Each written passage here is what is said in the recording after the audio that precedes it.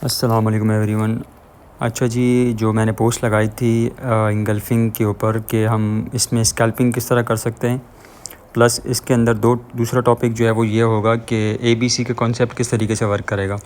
अच्छा, ये सबसे पहले माइंड में रख लें कि स्कैल्पिंग में आपका जो टारगेट होता है वो सिर्फ़ और सिर्फ 50 पिप्स से 60 पिप्स का टारगेट होता है, इससे ज़्यादा नहीं होता। ठीक है, अगर आपको ज़्यादा मिल जाते हैं तो वो आपकी किस्मत है, लेकिन जो टारगेट होगा वो 50 से 60 पिप्स का होगा।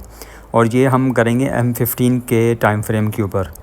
M15 में आपने कोई ऐसी फ्रेश इंगल्फिंग मार्क करनी है जिसके ऊपर जैसे फॉर एग्ज़ाम्पल बाय का हम सेटअप ढूंढ रहे हैं, तो उसके ऊपर उसके बाद इंगल्फिंग फ्रेश बनने के बाद H4 की 3 कैंडल्स या M15 की 36 कैंडल। अब 36 कैंडल तो आप गिनते तो नहीं रहेंगे, तो सिंपल आप H4 की 3 कैंडल्स मार्क कर लें कि वो उसके ऊपर जो है ना वो क्लोज़ कर जाएँ। किस तरीके से अभी मैं यहाँ पे देखता हूँ कि जैसे लेट्स सपोज़ ये एक इंगल्फिंग बाय पड़ी हुई है, ये वाली कैंडल जो है, यहाँ पे मैं इसको बॉक्स बनाता हूँ, ये वाली। ठीक है, ये रेड कैंडल को मैं मार्क कर रहा हूँ जिसके ऊपर बॉक्स बन रहा है, और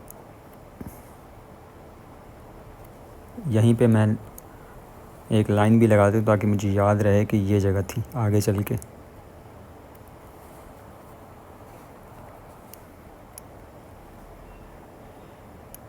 ठीक है, अब हम H4 में जाएंगे। H4 में जब हम जाएंगे, H4 में जाके देखेंगे कि ये बॉक्स कहाँ बनाया हमने, यहाँ बनाया, ये रहा। अच्छा, इसके अंदर अगर आप देखें तो एक ये कैंडल है, एक ये कैंडल है और एक ये कैंडल है H4 की। ये 3 कैंडल्स इसके ऊपर क्लोज़ कर चुकी हैं। सही है। अब हम जाएंगे इसी के ये जो जोन है इसके अंदर M5 में।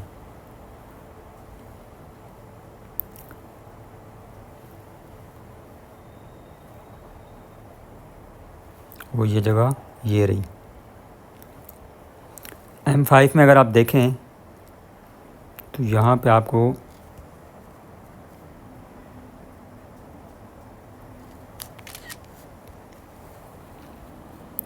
ये कैंडल जो बन रही है ग्रीन, इसको ये 3 कैंडल्स मिलके इंगल्फ कर रही हैं, बल्कि यहाँ नहीं कर रही हैं। एक मिनट, इंगल्फिंग सेल देखनी है हमने जो कि बाय ब्रेक हो चुकी हो, और इसमें हाँ ठीक है, ये कर रही है ना, ये इंगल्फिंग सेल है। अगर मैं इसका बॉक्स ऊपर यहाँ पे जाके लगाता हूँ तो इस तरीके से, अब यहाँ पे देखें आप।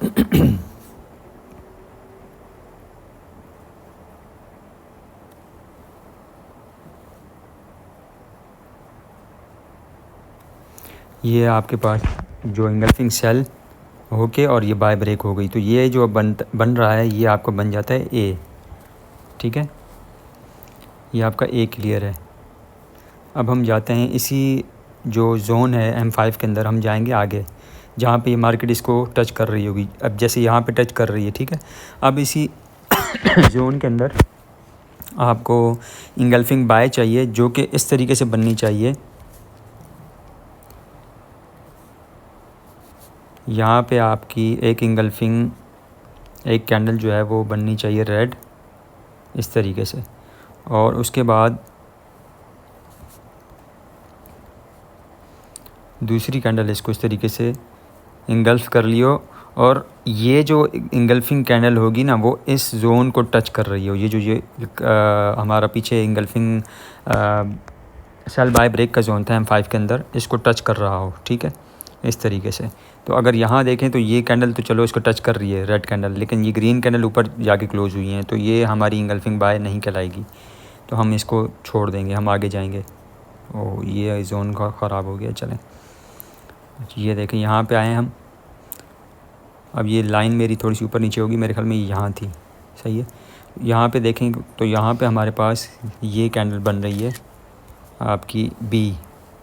ये आपकी रेड कैंडल बनी और ये 3 कैंडल्स ने मिलके इसको इंगल्फ किया है। अब इसके अंदर हुआ क्या है, ये B कहलाएगा आपका। और ये क्यों B कहला रहा है कि ये जो कैंडल थी रेड कैंडल, इसके बाद जो ये पहली कैंडल बनी, फिर ये दूसरी बनी, तीसरी कैंडल ने इसको जाके ऊपर इंगल्फ किया है और इसकी बॉडी इस जोन से ऊपर क्लोज़ हुई है। ये इसकी शर्त होती है। ये जो कैंडल है ये भी अंदर है जोन के, और तीसरी कैंडल जो ऊपर क्लोज़ हो रही है ये इसको टच कर रही है यहाँ पे, और क्लोजिंग इसकी अप साइड हो रही है, तो ये आपकी बन जाती है बी। ठीक है, अब हम चलते हैं इसी जोन में आगे। अब यहाँ पे अगर आप देखो ये आपकी बन गई सी। कैसे? ये आपकी रेड कैंडल बनी है, सही है, और इसको इन 3 कैंडल्स ने मिलके इंगल्फ किया हुआ है। ठीक है, 1 2 3, सॉरी ये 4 कैंडल बन रही हैं, और ये जो चौथी कैंडल जब इसकी बॉडी बाहर क्लोज़ हुई है, यहाँ से देखें इसकी जो ये विक है रेड कैंडल की, मैं इसके ऊपर एक लाइन लगाता हूँ सही है अलग से, ये तो यहाँ से इसकी बॉडी एक तो इसके ऊपर क्लोज़ कर रही है ये ग्रीन कैंडल, और दूसरा इसकी जो विक है इस जोन के अंदर टच कर रही है, तो ये आपकी बन जाएगी सी। और उसके बाद जब ये आपकी कैंडल क्लोज़ होती है ना, उसके बाद आपने यहाँ से आपने बाय ले लेनी है। और ये देखें यहाँ से मार्केट कितना ऊपर गई है आपका, यहाँ से इस कैंडल की क्लोजिंग पे आपकी जो है ना वो होगी एंट्री यहाँ से, और अगर आप यहाँ तक भी इसको काउंट करें तो ये 120 पिप्स यहाँ तक बन रहे हैं, और इससे ऊपर भी अगर आप काउंट करेंगे तो फिर तो पता नहीं ये कहाँ तक गई है। सही है, तो ये एक तो स्कैल्पिंग का तरीका है इसमें, मतलब है कि M15 की कैंडल को आपने यहाँ पे मैंने मार्क किया है, ये M15 में मैं जाता हूँ। M15 में हम गए और fresh engulfing by SL break fresh engulfing जो है ना आपने मार्क करनी जहाँ जो टेस्टेड ना हो। उसके बाद उसके ऊपर आपने 3 H4 की कैंडल जो है ना वो देखनी है जो क्लोज़ हो जाएँ, जैसे यहाँ पे हो गई हैं। ये जोन था ना ये वाला, ये सही है, तो इस जोन से ऊपर जो है ना ये पहली कैंडल है, ये दूसरी है और ये तीसरी है। ठीक है, तो ये आपकी क्लोजिंग हो गई। फिर जब मार्केट यहाँ आई है इस जगह पे, ये जहाँ पे ये रेड कैंडल की विक लगी हुई है, यहाँ पे हम M5 में चले गए।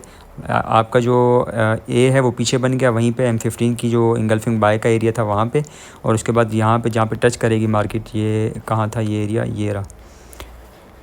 यहाँ आके आपने इंगल्फिंग बाय 2 दफ़ा देखनी है।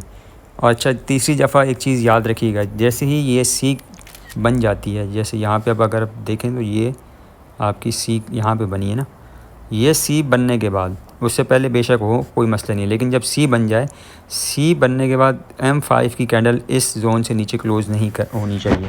अगर ये इस जोन से नीचे क्लोज़ हो जाएगी तो ये जोन इनवैलिड हो जाएगा, फिर आपने इसमें वर्किंग नहीं करनी, इसको छोड़ देना है। ठीक है जी, तो ये है इसका तरीका इसमें स्कैल्पिंग का, और दूसरा ABC कॉन्सेप्ट कि किस तरीके से ये वर्क करता है।